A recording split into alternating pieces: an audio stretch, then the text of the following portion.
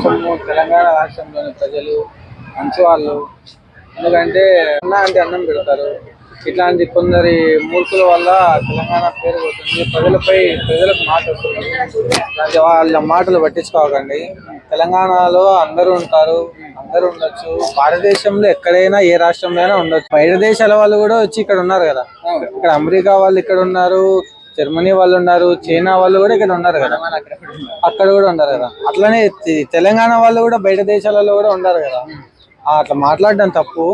పవన్ కళ్యాణ్ ని టార్గెట్ చేస్తే మిగిలిన వ్యూస్ సబ్స్క్రైబర్స్ ఎక్కువ వస్తాయి అనుకుంటే మీరు వేరే మార్గం చూసుకోండి. ఇట్లా చేయడం వల్ల తెలంగాణకు మాట వస్తుంది.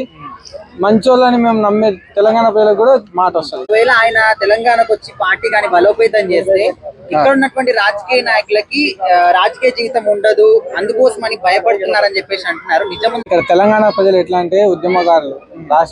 రాష్ట్రం కోసం ఎన్నో 1200 మంది చనిపోయినారంట.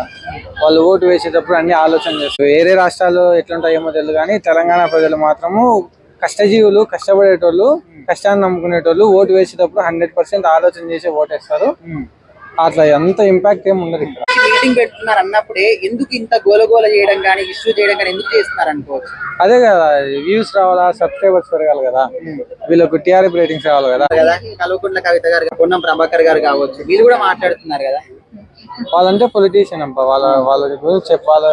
అంతా వ్యూస్, సబ్స్క్రైబర్స్, వాళ్ళ ఫేమస్ కావడానికి ఇవన్నీ ఉంటాయి. మొత్తానికి ఇప్పుడైతే ఆయన ఇక్కడ కూడా ఆయన ఖచ్చితంగా పార్టీ పెడతా అని చెప్పారు. సో మరి ఆయన ఖచ్చితంగా చాలా మంది సపోర్ట్ చేస్తారు అనుకుంటున్నారు. సపోర్ట్ చేస్తారు, మంచిదే కదా. ఆయన ఏం అవినీతి పరుడు అయితే కాదు కదా.